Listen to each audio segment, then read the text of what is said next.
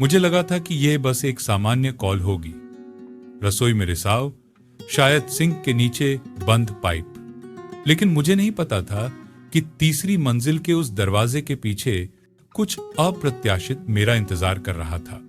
कुछ इतना रोमांचक कि अगर मैंने कोशिश भी की होती तो वहां से चला नहीं जा पाता। मैं थोड़े से 10 साल से ज्यादा समय से प्लम्बिंग कर रहा था। इतना लंबा समय कि मैं खराब इंसुलेशन की गंध, दबाव में जंग लगे जोड़ की आवाज और वह सटीक तापमान जान गया था जो बताता था कि पानी का हीटर खत्म होने वाला है। मेरे दिन आमतौर पर खराब कॉफी, खरोंच वाली उंगलियों और ऐसे ग्राहकों से भरे होते थे जो मुझे समस्या की ओर इशारा करने से पहले मुझको आंखों में नहीं देखते थे। यह ईमानदार काम था, लेकिन खासतौर पर रोमांचक नहीं। और उस सुबह भी कुछ अलग नहीं था जब तक कि दिन का आखिरी काम मेरे फोन पर नहीं आया। आपातकालीन रसोई रिसाव लिखा था, एकल किराएदार, ऊंची इमारत, तुरंत मदद के लिए अतिरिक्त भुगतान करने को तैयार। आमतौर पर मैं इसे अगले आदमी को दे देता, लेकिन यह काम एक विश्वसनीय ठेकेदार के माध्यम से आया था जो कभी भी मुझे बकवास नहीं भेजता था। और अतिरिक्त भुगतान करने को तैयार शब्दों ने मुझे कंधे उचकाने, स्वीकार करें, दबाने और अपने वैन को शहर के पार मोड़ने के लिए प्रेरित किया। इमारत आधुनिक थी, चमकीले कांच और कंक्रीट की न्यूनतम बालकनियां, ऐसी जगह जो सिर्फ जिप कोड के लिए 2 गुना शुल्क लेती थी। लॉबी में चलते हुए मैं अपने को बेजोड़ महसूस कर रहा था, यहां तक कि अपनी सबसे साफ काम की शर्ट और स्टील टू बूट्स में भी लिफ्ट ने मुझे ऊपर ले जाते हुए धीमे से बजाया। और जब तक मैंने यूनिट 3F पर दस्तक दी, टूल बॉक्स हाथ में लिए, मैंने पहले ही आधा फैसला कर लिया था कि यह त्वरित और भूलने योग्य होगा। लेकिन जैसे ही दरवाजा खुला, मेरा दिमाग रिसाव को नहीं पहचाना, यह अपार्टमेंट को नहीं पहचाना, यह सिर्फ उसे पहचानता था। आदमी जिसने दरवाजा खोला वह वैसा नहीं था जैसा मैंने उम्मीद की थी। बिल्कुल नहीं। वह ऐसा लग रहा था जैसे वह एक घर के पत्रिका के कवर पर या नेटफ्लिक्स श्रृंखला के अंतिम दृश्य में हो। अस्त व्यस्त गहरे बाल जो किनारों पर मोड़ने के लिए बस इतने लंबे थे। एक फीकी नीली टैंक टॉप जो उसकी छाती पर चिपकी हुई थी, जो बिल्कुल भी न्याय संगत नहीं थी। और लकड़ी के फर्श पर नंगे पैर बिल्कुल आम था। तुम निश्चित रूप से प्लम्बर हो, उसने कहा, हल्की मुस्कान के साथ, मानो शब्द ही एक गुप्त मजाक हो। केवल वह समझता था। हां, मैंने कहा, गला साफ करते हुए और टूल बॉक्स पर अपनी पकड़ को समायोजित करते हुए। मैं थ्यू हूं, सेबेस्टियन, उसने कहा, एक तरफ हटते हुए। अंदर आओ, रसोई इस तरफ है। जगह उज्जवल थी, बड़ी खिड़कियों से बहते दोपहर के प्रकाश से भरी हुई। इसमें कोई सिट्रस जैसी साफ खुशबू थी, लेकिन रहने वाली जगह जैसी। लिविंग रूम के कोने में दीवार के सहारे एक गिटार टिका हुआ था, आधा ट्यून। एक हुडी सोफे के तकिए के पीछे ड्रेप थी, जैसे किसी ने बीच में सोचते हुए उसे फेंक दिया हो।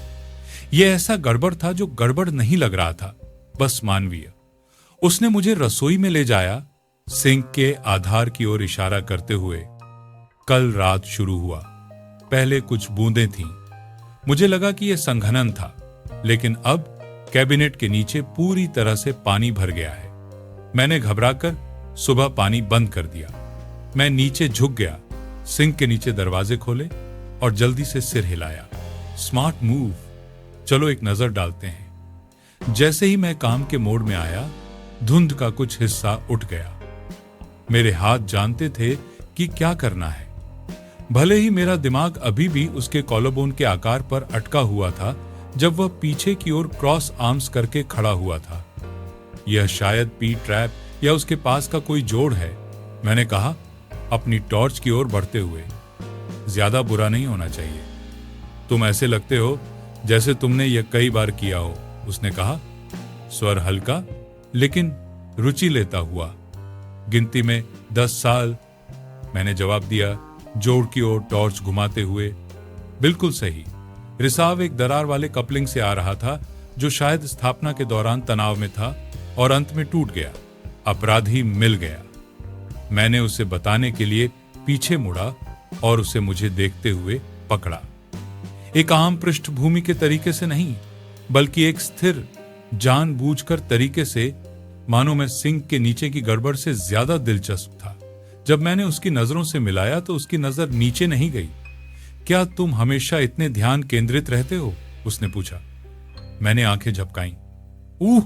जब मैं कुछ ठीक कर रहा होता हूं। हाँ, उसने फिर से मुस्कुराया। ये अच्छा है। मुझे लोग पसंद हैं जो जानते हैं कि वे क्या कर रहे हैं। मैंने जवाब नहीं दिया। मैं बस पाइप्स की ओर लौट गया। गर्दन के पीछे चढ़ रही गर्मी को दूर करने की कोशिश कर रहा था। लेकिन जैसे ही मैंने पुराने टुकड़े को खोला और नए को तैयार किया, मैं उसे अभी भी मुझे देखते हुए महसूस कर सकता था। हवा में कुछ था, कुछ शांत लेकिन अनिवार्य रूप से अनिवार्य। तो थ्यू, उसने एक पल बाद कहा, क्या आज तुम्हारा दिन का आखिरी काम है? हाँ, मैंने उत्तर दिया, नया फिटिंग टाइट करते हुए। क्यों? उसने कंधे उचकाए। बस यह जानना चाहता था कि क्या तुम वह तरह के आदमी हो जो काम के बाद ब्रेक लेते हो, या तुम सीधे घर चले जाते हो? इस पर निर्भर करता है, मैंने सावधानी से कहा। कभी कभी मैं एक बियर पी लेता हूं, कभी कभी मैं कॉच पर ढह जाता हूं। इस पर निर्भर करता है कि दिन कितना ऊंचा था। और आज? उसने पूछा, अब आवाज धीमी। मैंने ऊपर नहीं देखा, बस फिटिंग का परीक्षण किया, रिसाव की जांच करते हुए। आज शांत रहा, मैंने कहा। अच्छा, उसने कहा, शायद तुम्हारे पास कुछ ऊर्जा बची होगी। तब मैं मुड़ा, बस इतना कि मैं उसके मेरी ओर देखने के तरीके को देख सकूं। सूक्ष्म, न शर्मीला, न धक्का देने वाला, मानो वह एक दरवाजा खोल रहा हो और यह देख रहा हो कि क्या मैं अंदर जाऊंगा। मेरा गला सूख गया। मैंने निगला और अपने घुटनों पर वापस बैठ गया, रैग से अपने हाथ पोंछते हुए जो मैंने अपनी कमर पर क्लिप कर रखा था। यह ठीक हो गया। मैंने उतना कठोर कहा जितना मैं चाहता था। अब और कोई रिसाव नहीं। वह करीब आया, बिना सिंक के नीचे देखे एक बार सिर हिलाया। धन्यवाद, तुम तेज हो, मैं कोशिश करता हूं। और फिर चुप्पी फिर से फैल गई। वह शायद 3 फीट दूर खड़ा था, इतना करीब कि मैं उसके जबड़े के किनारे पर छोटे से निशान को देख सकता था, उसकी पलकों का ऊपर की ओर प्राकृतिक रूप से मुड़ना। मैं अभी भी कैबिनेट के पास झुका हुआ था, लेकिन मैं हिला नहीं, वह भी नहीं। क्या तुम पानी चाहोगे? उसने अचानक आमतौर पर पूछा। या पीने के लिए कुछ? मैं ठीक हूं, मैंने कहा, भले ही मेरा मुंह अभी भी सूखा था। लेकिन धन्यवाद। उसने फिर से सिर हिलाया और फिर मेरे आश्चर्य के लिए वह मेरे पास से आगे बढ़ा। कमरे से बाहर नहीं, बल्कि चारों ओर और मेरे बगल में फर्श पर बैठ गया। बस सिंक के नीचे आग जलाने वाले जैसे हम बैठे हों। तुम वैसे नहीं हो जैसा मैंने उम्मीद की थी, उसने लंबे समय बाद कहा। मैंने सांस छोड़ी और धीमे से हंसा। हाँ, मुझे यह बहुत बार मिलता है। मैं गंभीर हूं, उसने कहा। तुम्हारे अंदर कुछ है, मुझे नहीं पता। उपस्थिति यह शांत है, जैसे तुम्हें कमरे को भरने के लिए ज्यादा कुछ कहने की जरूरत नहीं है। उस बार मैंने हंसी नहीं मारी, मैं बस उसे देख रहा था, वास्तव में देख रहा था। वह मजाक करता है, बिल्कुल देख रहा था, नहीं कर रहा था। कोई मुस्कान नहीं थी, कोई खेल नहीं, बस वह खुला चेहरा और आंखें जो बहुत तेज और बहुत ज्यादा देख रही थी। मैं बस एक प्लम्बर हूं, मैंने धीरे से कहा। उसने अपना सिर झुकाया। अभी शायद, लेकिन मैंने बहुत सारे लोगों को मिला है जो जीविका के लिए कुछ करते हैं। इसका मतलब यह नहीं कि वे सिर्फ इतने ही हैं। उसके शब्द मेरे छाती में कहीं गहरे बैठ गए और मुझे तुरंत पता चल गया कि मैं इस अपार्टमेंट से तुरंत नहीं जा रहा था, शायद आज रात भी नहीं। सेबेस्टियन की घुटनी मेरी घुटनी से कुछ इंच दूर थी, वह करीबी जो दुर्घटनावश नहीं लग रही थी। मैं पीछे हमारे दीवार घड़ी की धीमी टिक टिक, फ्रिज की हम को सुन सकता था, लेकिन उससे भी ज्यादा उसकी उपस्थिति का वजन था जो मेरे पास था। वह स्थिर तरीका जिससे वह मुझे बिना झिझके देख रहा था, बिना अपनी नजरों के पीछे जो कुछ भी था उसे छिपाने की कोशिश की। इसमें कोई फ्लर्ट नहीं था, आमतौर पर नहीं, बस कुछ खुला, इच्छुक, जिज्ञासु। मैंने अंत में अपने शरीर को आराम दिया, खुद को थोड़ा पीछे झुकने दिया, जब तक मेरा कंधा पीछे दिया गया एबिनेट से नहीं टकराया। मेरे हाथ अभी भी रैक पर हल्के से आराम कर रहे थे। मेरी उंगलियां कपड़े के फटे किनारे को बेतरतीब ढंग से छू रही थी, जैसे यह मुझे कुछ सामान्य चीज से जुड़ सकता है। लेकिन इस पल के बारे में कुछ भी सामान्य नहीं लग रहा था। मैं 100 किचन में रह चुका था, हजारों सिंक के नीचे पाइप ठीक किए थे, लेकिन कभी भी कोई ग्राहक इस तरह से मेरे बगल में नहीं बैठा था, नंगे पैर और मधुर आवाज में, ऐसी आंखें जो मेरे हाथों पर गंदगी और मेरी काम की शर्त पर सलवटों से परे देख रही थी। क्या तुम हमेशा अजनबियों के साथ फर्श पर बैठते हो? मैंने पूछा, अपनी आवाज को हल्का रखने की कोशिश करते हुए। हालांकि मेरे छाती में गर्मी ने वह आवाज दी जो मैं बनाना चाह रहा था। सेबेस्टियन ने धीमे से हंसी ली, दूर नहीं देखा। केवल तब जब वे अपने हाथों से चीजें ठीक करते हैं और फिर मुझे ऐसे देखते हैं जैसे वे नहीं जानते कि यह एक इंसान पर क्या प्रभाव डालता है। मैंने आंखें झपकाईं। उसके शब्द अपेक्षा से तेज थे, अश्लील नहीं, स्पष्ट नहीं, लेकिन एक तरह से अंतरंग, जिसने हवा को किसी भी बहाने से खाली कर दिया। और अभी भी कोई मुस्कान नहीं थी, कोई खेल नहीं, बस वही संतुलित स्वर, मानो वह सामने आई सच्चाई से नहीं डरता था। मैंने अपने पैरों को स्थानांतरित किया, एक घुटना उठाया ताकि मैं अपनी बांह को उस पर आराम दे सकूं। मैंने तुरंत जवाब नहीं दिया। मेरे अंदर का एक हिस्सा अभी भी उस स्क्रिप्ट से चिपका रहा जिसका मैं अनुसरण करने वाला था। अंदर आओ, ठीक करो, बाहर निकलो, दोहराओ।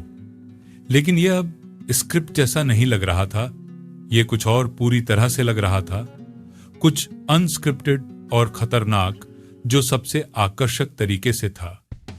मैं आमतौर पर नौकरी के बाद रहने के लिए आमंत्रित नहीं होता, मैंने अंत में कहा, न कि रसोई के फर्श पर बैठने के लिए। सेबेस्टियन ने उस पर मुस्कुराया, लेकिन यह बार एक नरम चीज थी, कुछ अधिक भंगुर के साथ रंगी हुई। तुम ऐसे आदमी नहीं लगते जो कभी बुलाए जाने के लिए पर्याप्त समय तक रहते हो। मैंने नाक से धीमी सांस छोड़ी। वह गलत नहीं था। मैंने अपने जीवन को सीमाओं के चारों ओर बनाया था, ऐसे आदमी होने के चारों ओर जो चीजों को ठीक करना जानते हैं, उन्हें महसूस नहीं करना। मुझे यहां बैठना नहीं था, छाती के पीछे धड़कते दिल के साथ, ये सोचते हुए कि अगर मैं थोड़ा और करीब झुक जाऊं तो क्या होगा। लेकिन मैं सोच रहा था। तब वह मेरे पास हिला, बस एक सूक्ष्म गति, लेकिन यह उसकी जांघ को मेरी जांघ से लगा दिया। उसकी त्वचा गर्म, मजबूत थी और संपर्क मुझे जैसे एक जीवित तार का क्लिक महसूस हुआ। मैं नहीं हटा, वह भी नहीं। मैंने चाय बनाई, उसने अचानक कहा, और विषय में बदलाव इतना कोमल था कि यह मुझे लगभग बेअसर कर देता था। क्या तुम कुछ पीना चाहोगे? तुम ऐसे लगते हो जैसे तुम्हें कुछ गर्म चाहिए। मैंने सिर हिला दिया। इससे पहले कि मैंने यह जान लिया कि मैंने ऐसा किया है, मेरी आवाज नसों में बन रही हम के कारण अस्थायी रूप से खो गई। वह शांत ग्रेस के साथ खड़ा हुआ, जल्दीबाजी नहीं, और चूल्हे की ओर चला गया जहां एक साधारण सफेद केटल आराम कर रहा था। मैंने इस पल का उपयोग खुद को स्थिर करने के लिए किया। हथेलियां फर्श पर सपाट, सिंक की ओर थोड़ी देर के लिए देखते हुए, जिसे मैंने अभी ठीक किया था, साफ काम, टाइट सील, नमी की एक बूंद भी नहीं। फिर भी मुझे लग रहा था कि अब मैं उससे ज्यादा नियंत्रण में नहीं हूं जब मैं जंग लगे फिटिंग्स में गहराई तक फंसा हुआ था। उसने ध्यान से चाय डाली। हमारे बीच भाप उठ रही थी। खिड़की से झांकते हुए शुरुआती सुनहरी रोशनी के द्वारा उसकी परछाई फ्रेम की गई थी। जब वह वापस आया तो उसने मुझे मग में से एक दिया। मेरे हाथों में सिरेमिक गर्म था। मैंने एक घूंट लिया।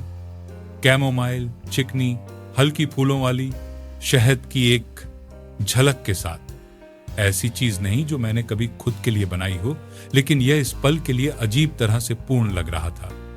हम फिर से बैठे, इस बार फर्श पर नहीं, बल्कि रसोई आइलैंड के बाद स्टूल पर, एक दूसरे के बगल में, मानो हम एक आधे घंटे से अधिक समय से एक दूसरे को जानते हों। बातचीत एक लय में चली गई, धीमी लेकिन स्थिर। मैंने उसे उस समय के बारे में बताया जब मैं सर्दियों के बीच में एक क्रॉल स्पेस के अंदर फंस गया था, और वह इतना खुलकर हंसा कि मैं अपने कप में मुस्कुरा रहा था। उसने मुझे अपने पहले अपार्टमेंट के बारे में बताया, कैसे उसने डक्ट टेप और दृढ़ संकल्प के साथ लीक को ठीक करने की कोशिश करते हुए अपने खुद के बाथरूम में बाढ़ ला दी थी। मैं उस पर हंसा और वह शर्मिंदा नहीं लगा, बस इस बात पर मनोरंजन कर रहा था कि उसके बाद वह कितना आगे बढ़ गया है।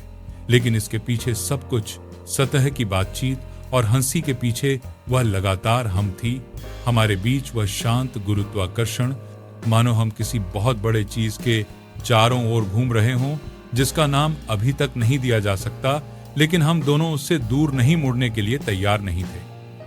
किसी बिंदु पर मेरे हाथ में मग खाली हो गया और सेबस्टियन ने धीरे से इसे मुझसे ले लिया। दोनों कप सिंक में रख दिए। जैसे वह कर रहा था तो उसकी उंगलियां मेरी उंगलियों को छू गईं और मैंने फिर से वही चार्ज महसूस किया। एक चिंगारी, एक विराम, हमारे हाथों के बीच की जगह में लटका हुआ एक प्रश्न। वह अब मुझे पूरी तरह से देखने के लिए मुड़ा। उसकी आवाज पहले की तुलना में कम, लगभग सावधान। तुम नकार सकते हो, तुम अभी चले जा सकते हो और मैं तुम्हें नहीं रोकूंगा, लेकिन अगर तुम वही महसूस कर रहे हो जो मुझे लगता है कि तुम महसूस कर रहे हो तो न करो। मैंने उसकी नजरों को पकड़ा और उस लंबे निलंबित पल में बाकी दुनिया गायब हो गई। बस हम दो आदमी थे एक रसोई में जहां पाइप ठीक हो गए थे, लेकिन कुछ और टूट गया था। मैं धीरे धीरे खड़ा हुआ, करीब आते हुए, जब तक हमारे बीच लगभग कोई जगह नहीं थी। मेरा हाथ उठा इससे पहले कि मैं बेहतर सोच सकता। उसकी गर्दन के किनारे पर धीरे से उंगलियां लपेटते हुए मेरी उंगली उसके जबड़े के किनारे को छूती हुई। वह नहीं झिझका। यदि कुछ भी है तो वह स्पर्श में झुक गया। आंखें मेरी आंखों पर टिकी हुई, सांस हमारे बीच रोकी हुई। मैं नहीं रुकता, मैंने धीरे से कहा, चेतावनी के रूप में नहीं बल्कि कबूली के रूप में। मुझे पता है। उसने उतनी ही धीमी आवाज में जवाब दिया, लेकिन शायद आज रात तुम करो। जो चुप्पी आई वह खाली नहीं थी। यह अनुमति, वादे कुछ गहरे से भरी थी जो हम दोनों ने जबानी नहीं कहा था। और जब मैंने उसे चूमा तो ये अब सवाल नहीं था, ये एक जवाब था। उसने मेरे होंठ मेरे होंठों से मिलाए जैसे वह इंतजार कर रहा था। न कि सिर्फ तब से जब मैं उसके दरवाजे से अंदर आया था, बल्कि शायद लंबे समय से चुंबन धीमा था, बिना जल्दबाजी के। लेकिन इसके नीचे जरूरत, आश्चर्य, कुछ खतरनाक का कंपन था जो वास्तविक हो रहा था। मेरा हाथ उसकी गर्दन के पीछे सरक गया। उसकी उंगलियां मेरी छाती के पास मेरी शर्ट को पकड़ती हुई और दुनिया हमारे चारों ओर थोड़ी सी झुक गई। कोई जल्दीबाजी नहीं थी, कोई विजय की भूख नहीं, बस संपर्क का स्थिर खुलना। सच्चाई मुंह द्वारा कुछ भुला हुआ फिर से खोजा जा रहा है। दो आदमियों के बीच शांत जगह में सांस साझा करना, जिन्हें एक दूसरे को ढूंढना नहीं था, लेकिन गलती से, अपरिपार्य रूप से, पूरी तरह से। और जैसे जैसे चुंबन गहरा हुआ, जैसे उसका शरीर मेरे शरीर में झुक गया और मेरा बिना प्रतिरोध के जवाब दिया, मैंने महसूस किया कि मैं पाइप्स के बारे में नहीं सोच रहा था, मैं काम के बारे में नहीं सोच रहा था। क्योंकि जो कुछ भी यह था, जो कुछ भी हमने अभी प्रवेश किया था, इसका टूटे प्लम्बिंग से कुछ नहीं था। और इसके बारे में सब कुछ था कि हमारे बीच क्या खुल रहा था। और सबसे पागल बात अभी आनी थी। हम उस पहले चुंबन के बाद तुरंत नहीं हिले। हम बस करीब रहे, एक ही हवा सांस लेते हुए। हमारे माथे लगभग छू रहे थे, जैसे कोई भी बड़ी दूरी उस चीज को अनसुलझा कर देगी जो अभी खुद को जोड़ना शुरू कर रही थी। मैं उसकी सांस को अपनी त्वचा पर महसूस कर सकता था, गर्म और स्थिर, और उसकी उंगलियों में हल्का कंपन जब वे मेरी शर्ट के कपड़े पर टिके रहे, जैसे वह जाने के लिए तैयार नहीं था और मैं भी नहीं था। उस पल में एक शांति थी जो चुप्पी से अधिक लग रही थी।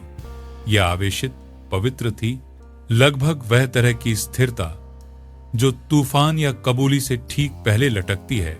उसकी आंखें मेरी आंखों को खोज रही थीं, जैसे वह मुझे कुछ कहने के लिए इंतजार कर रहा हो। लेकिन मैं शब्द नहीं ढूंढ पा रहा था, अभी नहीं। इसलिए बजाय इसके मैं फिर से झुक गया, इस बार अधिक जानबूझकर, और उसे एक गहराई के साथ चूमा जिसने यह दिखाना असंभव बना दिया कि यह सिर्फ रसायन या दुर्घटना थी। उसके होंठ मेरे नीचे खुल गए, नरम और आत्मसमर्पण, और मैंने अपना हाथ उसके जबड़े से उसके सिर के पीछे तक फिसला दिया, उसके गहरे बालों में उलझा दिया, हमें वहीं जमीन पर लगाया। वह प्रतिक्रिया में मेरे खिलाफ धकेला। उसके शरीर की रेखा मेरे शरीर से एक ऐसे तरीके से संरेखित हो गई जो बेजोड़ लग रहा था, मानो हमने इसे किसी और जीवन में किया हो और बस भूल गए हों। उसका हाथ जो मेरी शर्ट के सामने को पकड़े हुए शुरू हुआ था, खोजने लगा मेरी छाती पर, कंधे पर। उसकी उंगलियां गर्दन के पीछे को हल्के से छूते हुए एक कोमलता के साथ, जो मुझे उसके मुंह में सांस छोड़ने पर मजबूर कर दिया। उसके स्पर्श में कुछ बिजली था, मानो वह सिर्फ मेरी त्वचा को महसूस नहीं कर रहा था, बल्कि पढ़ रहा था, मुझे सीख रहा था। अंततः हम अलग हुए, लेकिन बस इतना। उसकी आंखें धुंधली थीं, उसके होंठ थोड़े लाल थे, और उसकी छाती उठ रही थी और गिर रही थी, उसी असमान सांस के साथ जो मुझे अपने फेफड़ों में महसूस हो रही थी। उसने कुछ नहीं कहा, न ही समझाने या माफी मांगने की कोशिश की। इसके बजाय उसने मेरा हाथ पकड़ा और अपनी उंगलियों को मेरी उंगलियों में बुन दिया। फिर बिना किसी शब्द के वह पीछे की ओर चलने लगा। मुझे धीरे से रसोई से बाहर ले जा रहा था, और लिविंग रूम में मैं बिना किसी हिचकिचाहट के उसके पीछे चला। हमारे हाथ एक साथ बंधे हुए, मेरे उपकरण सिंक के पास लंबे समय से भूले हुए। अपार्टमेंट शांत था। लकड़ी के फर्श पर हमारे कदमों की धीमी आवाज और खिड़कियों के पार शहर की दूर की हम के अलावा बाकी सब कुछ गायब हो गया था। जब हम सोफे तक पहुंचे तो वह रुक गया और मुड़ गया। उसके हाथ अब मेरी कमर पर हल्के से आराम कर रहे थे, मानो वह कुछ दावा करने के बजाय अनुमति मांग रहा हो। मुझे पूछने की जरूरत नहीं थी। मैं थोड़ा झुक गया, फिर से उसे चूमा, और इस बार हमारे शरीर करीब आ गए। होंठ अधिक तत्कालता के साथ खुल गए, हाथ अधिक आत्मविश्वास के साथ घूमने लगे। क्या हम अब चुम्बन से आगे बढ़ेंगे? उसने मुझे पीछे की ओर धकेल दिया, जब तक मेरी घुटनियों के पीछे किनारे तक नहीं पहुंच गए, और फिर उसने मुझे उस पर धकेल दिया, अपने शरीर को मेरी गोद में बैठा दिया। यह गति आक्रामक नहीं थी, यह ग्रेसफुल, धीमी थी। दो लोगों के बीच एक तरह का चुपचाप खुलना, जो हो रहे किसी भी चीज का एक भी बीट मिस नहीं करना चाहते थे। वह मेरे सामने बैठा था, उसकी टांगें मेरी टांगों के दोनों ओर मुड़ी हुई थीं। उसका वजन मुझे जमीन पर लाता था, जबकि उसके हाथ मेरी छाती पर ऊपर चले गए। मेरे हाथ मेरी कमर पर आराम कर रहे थे, उंगलियां उसकी टैंक टॉप के किनारे को छू रही थीं। और जब मैंने उसकी ओर ऊपर देखा तो मुझे एहसास हुआ कि यह कितना दुर्लभ था। इच्छा नहीं जो परिचित थी, लेकिन शांति, पल में रहने की इच्छा, इसे कम न करना जितना यह हो सकता था। सेबेस्टियन ने अपनी शर्त उतारने के लिए नहीं खींची। उसने मेरे खिलाफ घर्षण नहीं किया या अधिक की मांग नहीं की। वह बस नीचे झुक गया और फिर से अपना माथा मेरे माथे पर टिका दिया, अपने शरीर को एक साथ सांस लेने दिया, अंतरंगता को फैलने दिया, जब तक कि ऐसा न लगे कि हम एक भाषा में बात कर रहे हैं जो पूरी तरह से गर्मी, त्वचा और अनकही इच्छा से बनी थी। कुछ मिनटों के बाद मैंने एक हाथ उठाया और धीरे धीरे उसकी रीढ़ के साथ ऊपर चलाया। उसकी शर्ट के अंदर उसकी त्वचा गर्म, चिकनी थी और वह मेरे स्पर्श पर थोड़ा कांप गया, नाक से एक शांत सांस छोड़ते हुए जो मेरे छाती में धुएं की तरह लिपट गया। मैंने शर्ट को इंच इंच ऊपर धकेला, जब तक कि उसने अपने हाथ उठा लिए और मुझे इसे अपने सिर से ऊपर खींचने दिया। कपड़ा आसानी से अलग हो गया, एक छाती को उजागर करते हुए जो पतली थी लेकिन परिभाषित थी। प्रत्येक रेखा और छाया निम्न प्रकाश को इस तरह पकड़ रही थी कि मैं रुक गया। मैंने अपनी हथेलियों को उसके किनारों पर चलाया, आकार को याद करते हुए तरीका जिससे उसका पेट मेरे हाथों के नीचे तन गया और उसके जबड़े में सूक्ष्म झटका। जब उसने मेरी आंखों में देखा, उसने मेरी शर्ट के बटनों के लिए हाथ बढ़ाया, धीमी सटीकता के साथ प्रत्येक एक को छूते हुए, और मैंने उसे अपनी गति से उन्हें खोलने दिया। प्रत्येक बटन ऐसा लग रहा था जैसे कोई कदम गहरा हो रहा है उस चीज में जिसे मैं आमतौर पर काम और विचलन के पीछे छिपा देता था। एक हिस्सा जो सिर्फ शरीर नहीं था बल्कि कमजोरी, विश्वास, वह कच्चापन जिसे मैं आमतौर पर छिपाता था। जब उसने खत्म कर दिया तो उसने शर्ट खोल दी और इसे मेरे कंधों से नीचे स्लाइड कर दिया, इसे पूरी तरह से उतार दिया और फिर अपने हाथों को मेरी छाती पर इस तरह चलाया जैसे मेरी सांस रुक गई हो। वह मुझे ऐसे देख रहा था जैसे वह कुछ ऐसा है जिसे वह जल्दी से नहीं छोड़ना चाहता, और पहली बार मैं छिपने का एहसास नहीं कर रहा था। उसके होंठ फिर से मेरे मुंह पर आए और इस बार चुंबन अधिक जरूरत, अधिक घर्षण के साथ गहरा हुआ। उसकी कमर मेरे खिलाफ हिली और मैंने उसी तरह जवाब दिया, मेरे हाथ उसकी जांघों को पकड़ते हुए, जब तक हमारे शरीर उस बढ़ते ताल में नहीं पहुंच गए जो दमन और आत्मसमर्पण के बीच कहीं रहता था।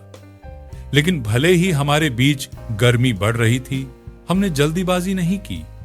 कोई कपड़े फाड़ने की नहीं थी, न ही उन्मादपूर्ण जल्दबाजी। बस दो आदमी एक लय की खोज कर रहे थे जिसे हम दोनों ने अभी तक नहीं जाना था कि हम अब तक इसकी भूख लगी थी। अंततः हम लेट गए, वह मेरे ऊपर दबते हुए, जब हम सोफे के साथ फैले, पैर उलझे हुए, मुंह धीमी दोहराव में एक दूसरे का स्वाद ले रहे थे। कुशन हमें ले रहे थे, लेकिन यह उसका वजन था, मेरे साथ उसकी त्वचा की गर्मी जिसने मुझे जमीन पर महसूस कराया। मेरे हाथ उसकी पीठ पर घूम रहे थे और उसकी उंगलियां मेरे बालों में सरक गईं, धीरे से खींचते हुए, जब वह चुंबन के बीच में मेरा नाम फुसफुसाता था। और मैंने उसका नाम फुसफुसाया, न कि इसलिए कि मुझे जरूरत थी, बल्कि इसलिए कि यह उस सांस रोक देने वाले पल में कुछ पवित्र, कुछ कहने लायक लग रहा था। जब तक हम ठहर गए, एक दूसरे में लिपटे हुए, दोपहर की आखिरी रोशनी के साथ कमरे में लंबी छायाएं फैला रहे थे, मैंने अपने अंदर कुछ बदलता हुआ महसूस किया। न केवल इच्छा, न केवल आकर्षण, बल्कि कुछ गहरा, मानो मैं एक ऐसी जगह में प्रवेश कर गया हो जिसे मैं नहीं जानता था कि मुझे चाहिए, जिसे मैंने सालों तक बंद रखा था। और मेरी बाहों में लेटा आदमी, जिसकी छाती धीरे धीरे मेरे साथ ऊपर नीचे हो रही थी, ने बिना दरवाजा तोड़े रास्ता ढूंढ लिया था। हम लंबे समय तक बात नहीं करे। हमारी उंगलियां बेतरतीब ढंग से एक दूसरे की त्वचा पर चल रही थी, आलसी आकृतियां बना रही थीं, गर्मी और नरमी और चुपचाप कहानी को याद कर रही थीं जो हमने अपने शरीरों से लिखना शुरू किया था। जब सेबेस्टियन ने अंत में अपना सिर उठाया और मुझे देखा तो उसके होंठों पर कोई मुस्कान नहीं थी, बस कुछ स्थिर, कुछ ऐसा जो मुझे बता रहा था कि वह जवाब या वादों की उम्मीद नहीं कर रहा था, केवल ईमानदारी। मुझे नहीं लगा था कि तुम रुकोगे, उसने कहा, उसकी आवाज शांत लेकिन अनिश्चित नहीं। मैंने धीरे से सांस छोड़ी, अपनी उंगली से उसके जबड़े पर छुआ। मुझे भी नहीं लगा था। उसकी आंखें फिर से मेरी आंखों को खोज रही थीं, संदेह के लिए नहीं, बल्कि यह साबित करने के लिए कि जो कुछ हुआ था वह वास्तविक था। और मैंने उसे शब्दों से नहीं, बल्कि ऊपर उठकर उसे फिर से नीचे खींच कर दिया, उसके कंधे पर एक चुंबन देते हुए, धीमा और जानबूझकर। वह वहीं आराम कर गया, उसका गाल मेरी छाती पर, और मैंने उसे करीब रखा, उसके बालों में उंगलियां फेरते हुए। दिल अभी भी उतना तेज धड़क रहा था जितना होना चाहिए था। मुझे अभी तक नहीं पता था कि इसका क्या अर्थ था। मुझे नहीं पता था कि मैं क्या कहूंगा जब मैं अंत में खड़ा होऊंगा, कपड़े पहनूंगा और दुनिया में वापस चला जाऊंगा। लेकिन मुझे एक बात पक्की पता थी, मैं यहां एक टूटे पाइप को ठीक करने आया था। सेबेस्टियन आधा मेरे ऊपर लेटा था, उसका सिर मेरी धड़कती धड़कन के साथ ऊपर नीचे हो रहा था, उसकी बांह ढीले ढाले मेरे पेट पर ड्रेप थी। मैं छत की ओर देख रहा था, ब्लाइंड्स के माध्यम से फिसलती फीकी रोशनी द्वारा डाली गई छायाओं के निशान को ट्रेस कर रहा था। मैं अपने अगले काम के बारे में नहीं सोच रहा था, या नीचे पार्क किए गए वैन के बारे में, या इस तथ्य के बारे में कि मैंने दोपहर के बाद से कुछ नहीं खाया था। मैं सिर्फ इस बारे में सोच रहा था कि उसे वहां होने का कितना स्वाभाविक एहसास हो रहा था, गर्म और करीब, मानो वह हमें अब तक पता नहीं चलने तक उस सटीक जगह में फिट हो गया हो। उसकी उंगलियां आलस्य से मेरी पसलियों पर चल रही थीं, मेरा आलसी बेतरतीब रेखाएं बना रही थीं, कुछ भी नहीं ढूंढ रही थीं, लेकिन रुकने से इनकार कर रही थीं, मानो हमारे बीच की चुप्पी को किसी तरह की गति से भरने की जरूरत हो। अक्सर वह हिल जाता, मेरी छाती पर एक नरम चुंबन देता, या उस कंबल को समायोजित करता जिसे हमने अपने ऊपर खींच लिया था, लेकिन वह नहीं खींचा। वह न तो ठंडा हुआ और न ही अजीब। वह बस रहा और मैं उसके साथ रहा। वह हिस्सा था जिसे मैं समझा नहीं सकता था, मुझे जाना था। यह वह नियम था जिसका मैंने सालों तक पालन किया था। न रुको, रेखाओं को धुंधला न करो, किसी काम को किसी और चीज से भ्रमित न करो। लेकिन इसके बारे में कुछ भी भ्रमित नहीं लग रहा था। यदि कुछ भी है तो यह मुझे लंबे समय से महसूस किए गए किसी चीज से अधिक स्पष्ट लग रहा था। अंततः वह बोला, उसकी आवाज धीमी, बस फुसफुसाहट से थोड़ी ऊपर, मानो उस नाजुक शांति को भंग करने से डर रहा हो जो हमने बनाई थी। तुम ठीक हो? उसने पूछा, अपना सिर उठाए बिना बस शब्दों को हमारे बीच की हवा में बैठने दिया। मैंने सिर हिलाया, इससे पहले कि मैंने यह महसूस किया कि वह मुझे देख नहीं सकता। हां, मैंने कहा। अधिक तो ठीक, उसने गुनगुनाया, ध्वनि मेरी छाती पर धीमे से कंपन करती हुई। तुम चुप हो, मुझे नहीं पता कि क्या कहना है। तुम्हें कुछ कहने की जरूरत नहीं है, उसने फुसफुसाया। मैं बस नहीं चाहता कि तुम्हें लगे कि तुम्हें गायब होना पड़ेगा। उस शब्दों ने मुझे एक कच्ची चीज को छुआ, कुछ ऐसा जो मैंने खुद को भी स्वीकार नहीं किया था, क्योंकि वह सही था। यह मेरी प्रतिक्रिया थी। गायब होना, जाना, उस पल के अंदर फिसल जाना। जब तक यह अच्छा लग रहा था, प्रश्न शुरू होने से पहले, वास्तविक दुनिया वापस आने से पहले। लेकिन अजीब बात यह थी कि मैं गायब नहीं होना चाहता था, न तो यहां न तो उसके साथ। और यह एहसास मेरे छाती को ऐसे कस रहा था जिसका चिंता से कोई लेना देना नहीं था, और इस बात से सब कुछ था। कितनी बुरी तरह से कुछ चाहना कितना डरावना था। मैंने ऐसा कभी नहीं किया है, मैंने धीरे से कहा। इस तरह नहीं, न कि बाद में। सेबेस्टियन ने अंत में अपना सिर उठाया, एक कोहनी पर खुद को सहारा देते हुए, ताकि वह मुझे देख सके। उसके बाल अस्त व्यस्त थे, उसकी आंखें नरम लेकिन समझ से तेज थीं। क्या तुम रुकने की बात कर रहे हो? उसने कहा। मैंने सिर हिलाया। वह लंबे समय तक मेरे चेहरे को देखता रहा, और फिर उस तरह की कोमलता के साथ जिसने मेरा गला दर्द करने लगा, उसने ऊपर की ओर हाथ बढ़ाया और मेरे बालों की एक लत को मेरे कान के पीछे छिपा दिया। तुम्हें समझाने की जरूरत नहीं है, लेकिन मैं खुश हूं कि तुम रुके। उस सादागी ने कोई मांग नहीं, कोई अपेक्षा नहीं, बस स्वीकृति। मेरे छाती में कुछ ढीला कर दिया। मैंने ऊपर की ओर हाथ बढ़ाया और उसकी गर्दन के पीछे को पकड़ा, उसे एक धीमे, जानबूझकर चुंबन में खींचा। इस बार यह जल्दी या गर्म नहीं था, यह शांत, जमीन पर था, मानो दो लोग बिना शब्दों के धन्यवाद कह रहे हों। जब हम अलग हुए तो मैंने उसकी ओर देखा और पूछा, क्या मैं थोड़ी देर और रह सकता हूं? उसकी मुस्कान नरम थी, लगभग शर्मीली। तुम जितना चाहो रुक सकते हो। और इसीलिए हम रहे। हम सोफे पर रहे, एक दूसरे में लिपटे हुए, बाहरी दुनिया को और अधिक दूर छोड़ते हुए। किसी बिंदु पर मेरा पेट गुर्राया और वह मेरे गर्दन में हंसा और रसोई की ओर जाने के लिए उठ गया। मैंने उसे बिना शर्ट के घूमते हुए देखा, बाल अस्त व्यस्त, आंखें अभी भी उस वजन से नींद में थीं जो अभी हमारे बीच गुजरा था। मुझे फिर से एहसास हुआ कि यह सब कितना अप्रत्याशित था। मैं इस अपार्टमेंट में एक रिसाव ठीक करने के लिए आया था। मुझे सूर्यास्त से पहले चले जाना था। इसके बजाय मैं एक आदमी को देख रहा था जो 5 सितारा शेफ की तरह ग्रिल्ड चीज बना रहा था, खुद पर कोमल संगीत गुनगुना रहा था, मानो मेरा यहां होना दुनिया की सबसे स्वाभाविक बात हो। हमने सोफे पर खाया, क्रॉस लेग बैठे, घुटने छू रहे थे। उसने मुझे एक कैन सोडा दिया और कॉफी टेबल पर अपने पैर ऊपर रख दिए, नापों की परवाह नहीं की। ग्रिल्ड चीज बिल्कुल क्रिस्प थी, वह साधारण आरामदाह भोजन जो बेहतर स्वाद देता था क्योंकि इसे किसी और ने बनाया था, किसी ऐसे के जिसका नंगा कंधा हर बार मेरे नैपकिन के लिए पहुंचने पर मेरे साथ छू जाता था।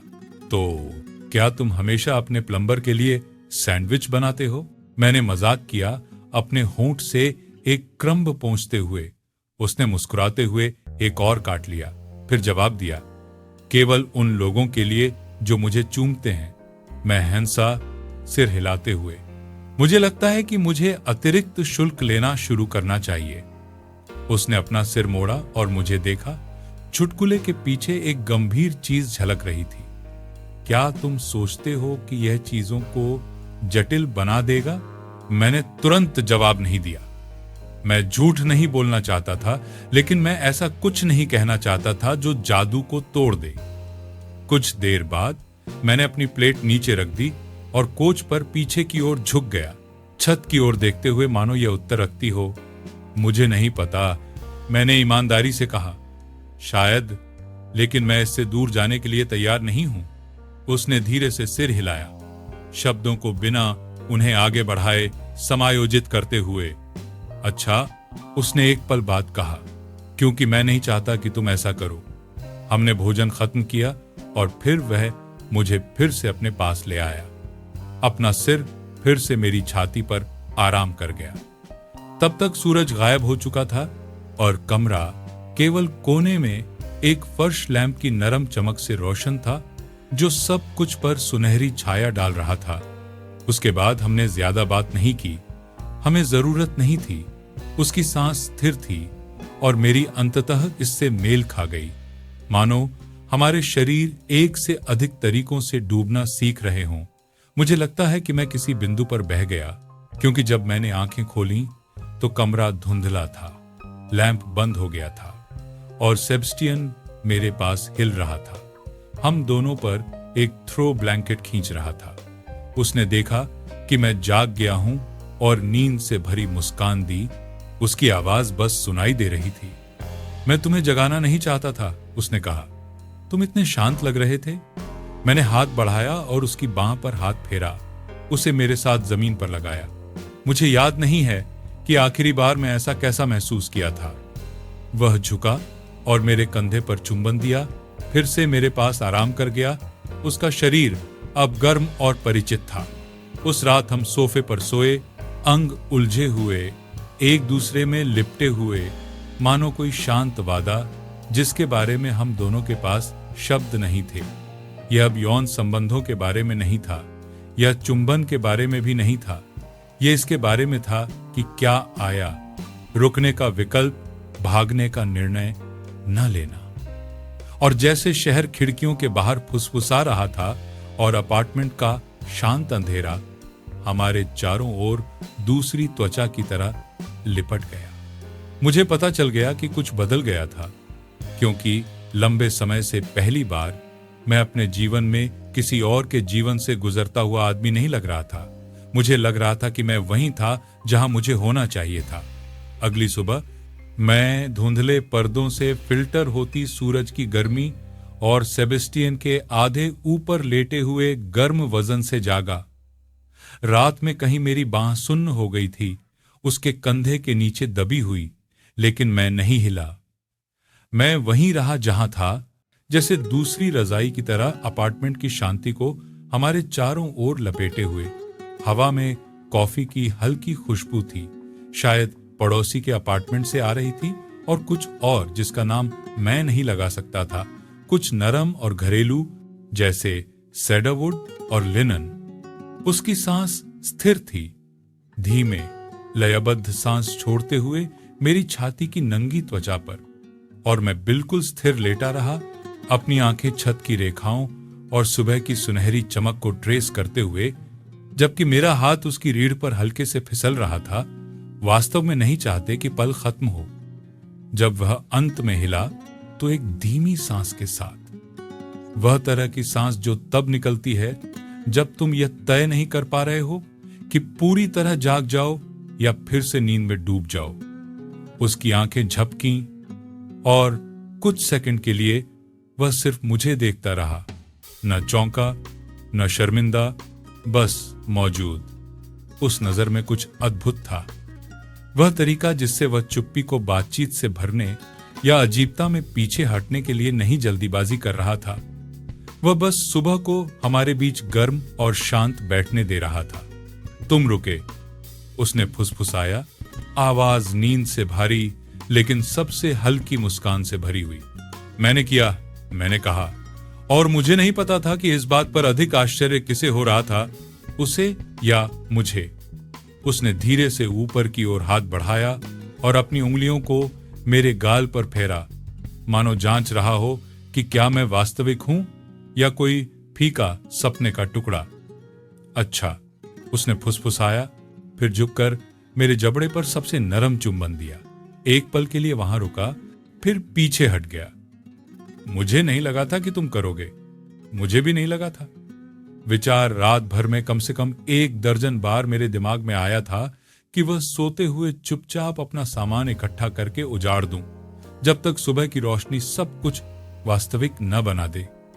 लेकिन मैंने ऐसा नहीं किया, न कि इसलिए कि मैं फंसा हुआ था या पकड़ा गया था, बल्कि इसलिए कि मेरे अंदर कुछ अंत में भागना बंद कर दिया था। और अब जब प्रकाश उसके कंधों पर तिरछा पड़ रहा था और उसका हाथ मेरी छाती पर आराम कर रहा था, जैसे वहां होने का उसे हर अधिकार था, मुझे पता था कि यह निर्णय गलत नहीं था। हम धीरे धीरे बाध्यता से उठे, अपार्टमेंट के माध्यम से चलते हुए, जैसे हम अभी भी सपने के अंदर थे। उसने कॉफी बनाई, जबकि मैं छोटी डाइनिंग टेबल पर बैठा उसे नंगे पैर रसोई में चलते हुए देख रहा था। कदमों के बीच में यावन करते हुए उसकी टी शर्ट का किनारा उसकी जांघों के शीर्ष को छू रहा था। यह एक तरह से अंतरंग था जिसने मेरा गला तंग कर दिया, न कि यौन कारण से, बल्कि क्योंकि यह वास्तविक था, बिना बल जबरदी के, एक तरह से परिचित जिसे मैंने सालों तक खुद को महसूस करने नहीं दिया था। उसने मुझे बिना पूछे कि मैं कॉफी कैसे लेता हूं 1 कप कॉफी दिया, बस गर्म, काला, समृद्ध। यह मेरे द्वारा खुद बनाए गए किसी भी चीज से बेहतर स्वाद था, शायद इसलिए क्योंकि यह सिर्फ कॉफी नहीं थी, ये साझा स्थान था, साझा सुबह, साझा सांस। हम एक दूसरे के सामने बैठे, चुपचाप पीते हुए, असुविधा से नहीं, बल्कि इसलिए कि चुप्पी अब अर्जित लग रही थी, मानो हमें यह साबित करने के लिए शब्दों से भरने की जरूरत नहीं थी कि हम ठीक थे। अंततः मैंने कहा, मेरे पास आज एक और नौकरी है, 2 वास्तव में, लेकिन वे छोटी हैं। उसने मेरी ओर देखा, सिर हिलाया। सामान्य पर वापस? मुझे नहीं पता कि सामान्य अब क्या है। मैंने स्वीकार किया और इससे वह मुस्कुराया, लेकिन गहरा, मानो वह जानता हो कि मेरा क्या मतलब था। मैं कुछ नहीं मांगूंगा, उसने धीरे से कहा, न तो वह जो तुम देने को तैयार हो। मैं बस यह नहीं चाहता कि तुम यह बनाने की कोशिश करो कि यह नहीं हुआ, मैं भी नहीं।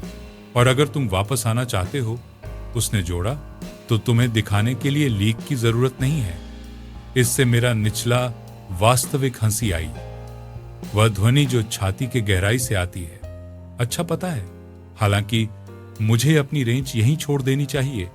तुम जो भी चाहो छोड़ सकते हो, उसने कहा। अब आवाज कम, अधिक गंभीर। तुम्हारे उपकरण, तुम्हारा नंबर, तुम्हारा वह रुक गया, तुम्हारी उपस्थिति। अगर यह कुछ ऐसा है जो तुम साझा करने को तैयार हो। मैंने टेबल के पार हाथ बढ़ाया और उसके हाथ को अपने हाथ से ढक लिया। यह एक छोटी सी हरकत थी, लेकिन यह सब कुछ कह रही थी जिसे मैं शब्दों में डालने के बारे में नहीं जानता था। उसकी उंगलियां मेरे नीचे घूम गईं और वापस पकड़ लीं, मजबूत और निश्चित। मैं 1 घंटे बाद चला गया, न जल्दी में, न दरवाजे को आधा बंद करके और अपनी शर्ट को आधा बटन करके, बल्कि इरादे के साथ, वह दरवाजे पर मुझे चूमा, धीमा और स्थिर, और मैं अपने सामान के साथ नहीं बल्कि एक दूसरे जीवन की शुरुआत जैसी कुछ चीज लेकर बाहर निकला। अगले कुछ हफ्तों में हमने चीजों को शांत रखा। मैं काम खत्म होने और आसमान के ऊपर शहर के सिलहुट पर नारंगी होने के बाद कभी कभी शाम को आता था।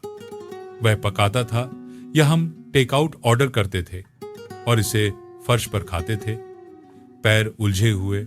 हमारी आवाजें धीमी थीं, जैसे हम उस जादू को तोड़ना नहीं चाहते थे जिसे हमने पाया था। कभी कभी हम बचपन के बारे में, पछतावे के बारे में, उन अजीब बीच के स्थानों के बारे में घंटों तक बात करते थे जिन पर हम दोनों सालों से भटक रहे थे। कभी कभी हमने बिल्कुल बात नहीं की, हम बस एक दूसरे के पास अस्तित्व में रहे, उस करीबी को बोलने दिया। और जब मैं उसके साथ नहीं था तो मैंने खुद को दुनिया को अलग तरह से देखते हुए पाया।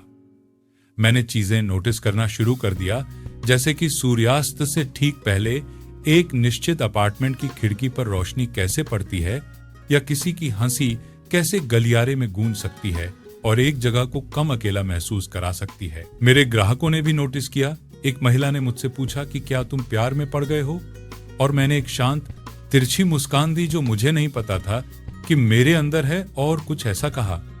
यह नाटकीय नहीं था, यह सिनेमाई नहीं था, लेकिन यह वास्तविक था।